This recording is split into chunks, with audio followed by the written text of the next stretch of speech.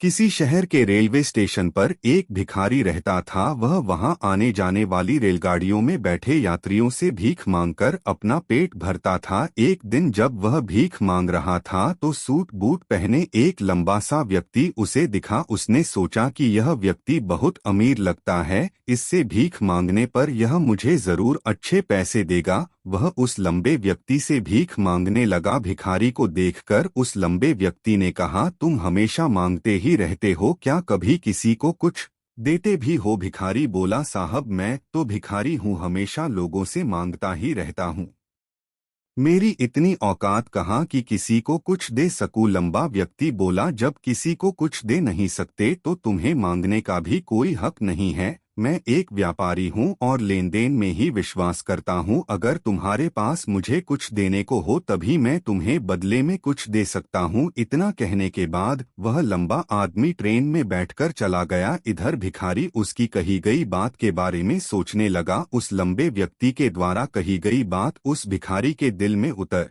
गई। वह सोचने लगा कि शायद मुझे भीख में अधिक पैसा इसीलिए नहीं मिलता क्योंकि मैं उसके बदले में किसी को कुछ दे नहीं पाता हूँ। लेकिन मैं तो भिखारी हूँ, किसी को कुछ देने लायक भी नहीं हूँ। लेकिन कब तक मैं लोगों को बिना कुछ दिए केवल मांगता ही रहूंगा? बहुत सोचने के बाद उस भिखारी ने निर्णय किया कि जो भी व्यक्ति उसे भीख देगा उसके बदले में वह भी उस व्यक्ति को कुछ जरूर देगा। लेकिन अब उसके दिमाग में यह प्रश्न चल रहा था कि वह खुद भिखारी है तो भीख के बदले में वह दूसरों को क्या दे सकता है। इस बात को सोचते हुए 2 दिन हो गए लेकिन उसे अपने प्रश्न का कोई उत्तर नहीं मिला था। तीसरे दिन जब वह स्टेशन के पास बैठा हुआ था तभी उसकी नज़र कुछ फूलों पर पड़ी जो स्टेशन के आसपास के पौधों पर खिल रहे थे। उसने सोचा, क्यों ना मैं लोगों को भीख के बदले कुछ फूल दे दिया करूं। उसको अपना यह विचार अच्छा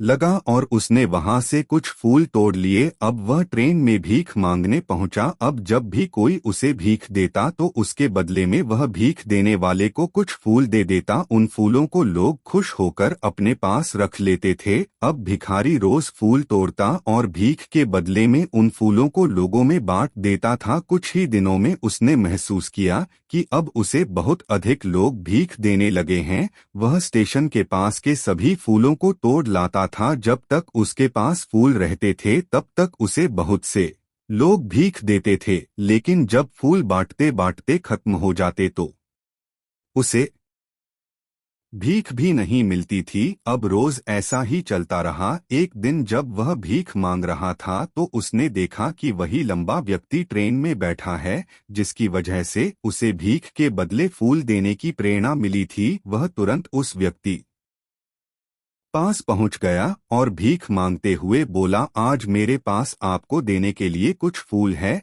आप मुझे भीख दीजिए तो बदले में मैं आपको कुछ फूल दूंगा। उस लंबे व्यक्ति ने उसे भीख के रूप में कुछ पैसे दे दिए और भिखारी ने कुछ फूल उसे दे दिए। उस लंबे व्यक्ति को बात बहुत पसंद आई। वह बोला, वाह क्या बात है, आज तुम भी मेरी तरह एक व्यापारी बन गए हो। इतना कहकर फूल लेकर वह लंबा व्यक्ति अपने स्टेशन पर उतर गया। लेकिन उस लंबे व्यक्ति द्वारा कही गई बात एक बार फिर से उस भिखारी के दिल में उतर गई। वह बार बार उस लंबे व्यक्ति के द्वारा कही गई बात के बारे में सोचने लगा और बहुत खुश होने लगा। उसकी आंखें अब चमकने लगी। उसे लगने लगा कि अब उसके हाथ सफलता की वह चाबी लग गई है जिसके द्वारा वह अपने जीवन को बदल सकता है। वह तुरंत ट्रेन से नीचे उतरा और उत्साहित होकर बहुत तेज आवाज में ऊपर आसमान की तरफ देखकर बोला, मैं भिखारी नहीं हूँ, मैं तो एक व्यापारी हूँ, मैं भी अमीर बन सकता हूँ। लोगों ने उसे देखा तो सोचा कि शायद यह भिखारी पागल हो गया है